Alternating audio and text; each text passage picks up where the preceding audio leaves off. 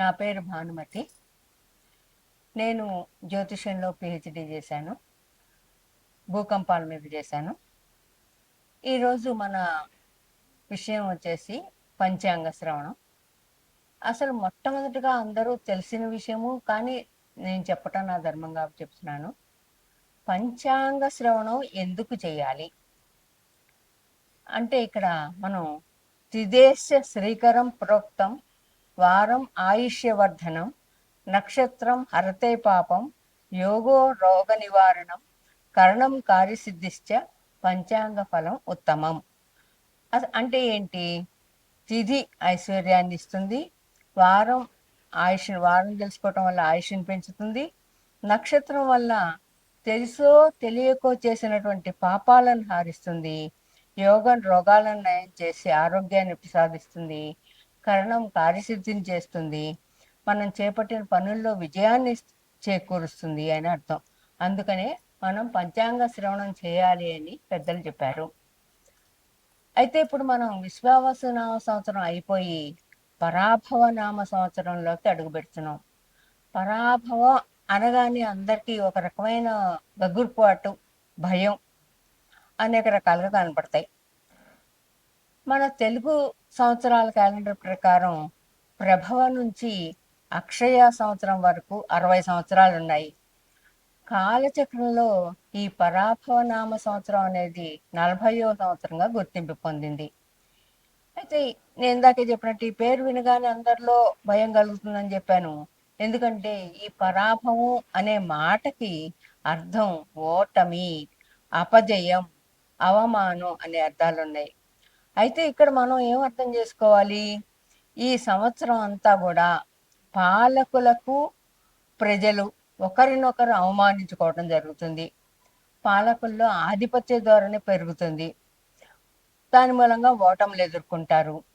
ధన నష్టం, నైతిక పతనాలు మొదలగునవి ఈ సంవత్సరంలో చోటు చేసుకుంటాయి. అయితే ఈ 60 సంవత్సరాల పేర్లలో కొన్ని పేర్లు అర్థాలు ప్రతికూలను మాత్రమే సూచిస్తాయి అని అనుకోవటం చాలా పొరపాటు. అయితే ఉదాహరణకి మనం ఇక్కడ ఏం చెప్పుకోవచ్చు? మన ఉగాది పచ్చడిలో షడ్రుచులు ఉంటాయి: ఉప్పు, కారం, తీపి, వగరు, చేదు, ఇవన్నీ కూడా.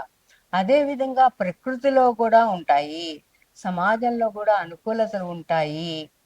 ఇవి మన జీవితంలో కూడా దాదాపు ఈ 60 సంవత్సరాలు ఎలా ఉన్నాయో 60 సంవత్సరాల కాల మార్పులతో పాటు మన జీవితం కూడా పురోగమిస్తూ ఉంటుంది. అయితే ఇక్కడ మనం చెప్పుకోవాల్సింది ఏంటంటే, ప్రస్తుతం పరాభవ సంవత్సరం ముఖ్య ఉద్దేశం ఏంటి? సమాజాన్ని ముందుగా హెచ్చరిస్తోంది ఇది అని చెప్పుకోవచ్చు. అంటే జాగ్రత్తగా ఉండండి, మీరు ఇది అనుకూలతలు ప్రతికూలతలు ఉన్నప్పుడు మనం ఆచితూచి నడుచుకోవటం ముఖ్య ఉద్దేశం అని చెప్తోంది ఇక్కడ. దీంట్లో ఈ సంవత్సరాన్ని పరిమాణం, మార్పు, కొత్త ప్రారంభాలకు సూచనగా మనం ఈ సంవత్సరాన్ని పరిగణించుకోవచ్చు. ఇంతకీ మనం హెచ్చరిక అన్నాను ఇందాక. ఈ సంవత్సరం మనకి ఇచ్చే హెచ్చరిక ఏంటి? అహంకారం ఉన్న వాళ్ళకి ఓటమి తప్పదుగాక తప్పదు. అదేవిధంగా వినయ విధేయతలతో ఉండే వాళ్ళకి ఉన్నత స్థానాన్ని చేరుకుంటారు వాళ్ళు అని చెప్పడం ఈ కొత్త సంవత్సరం యొక్క ప్రథమ ఫలితం, ప్రథమ లక్షణం అని కూడా మనం చెప్పుకోవచ్చు. రెండవది వృషభ రాశి. మన భచక్రంలో రెండవది వృషభ రాశి.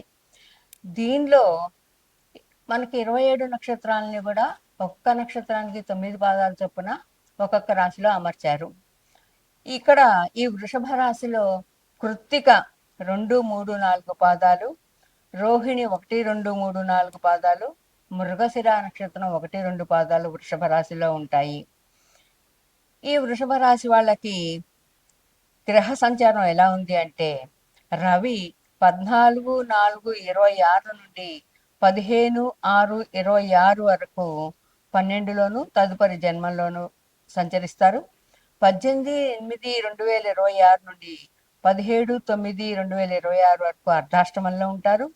17/12/26 నుండి 14/1/26 వరకు అష్టమంలో సంచారం.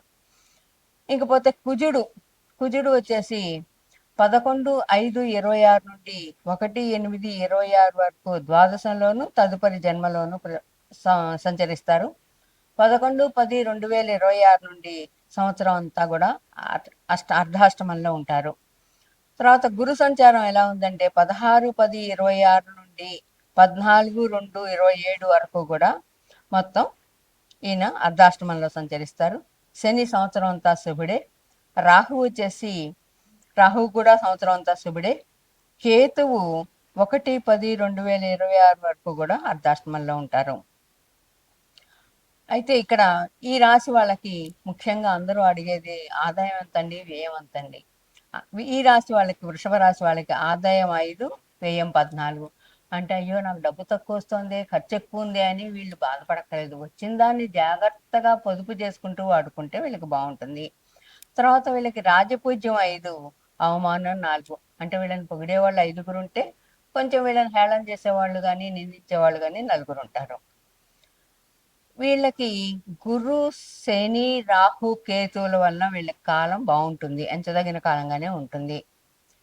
తర్వాత మిగతా గ్రహాల మూలంగా మొత్తం అంతా కూడా శుభాశుభ మిశ్రమ ఫలితాలు ఉంటాయి. ఈ రాశి వాళ్ళకి సంసార జీవితంలో ఆనందం ఉంటుంది. ఉత్సాహాలు ప్రోత్సాహజనకంగా ఉంటాయి. మనో సంకల్పాలు వీళ్ళు మనసులో ఏదైనా అనుకుంటే కనుక అవి వీళ్ళకి నెరవేరే కాలం ఏదని చెప్పచ్చు. వీళ్ళు స్థిరాస్తిని వృద్ధి చేసుకుంటారు. స్థిరాస్తి అంటే భూములు, పొలాలు, ఇళ్ళు ఇలాంటివన్నీ కూడా దీన్ని వృద్ధి చేసుకుంటారు ఈ రాశి వాళ్ళు ఈ సంవత్సరం. ఇంకా భూమి, గృహ జీవితంలో ఆనందం ఉంటుంది. పదవులు, బహుమానాలు ఉంటాయి. అధికారుల యొక్క అనుగ్రహం ఈ రాశి వారి మీద ఉంటుంది.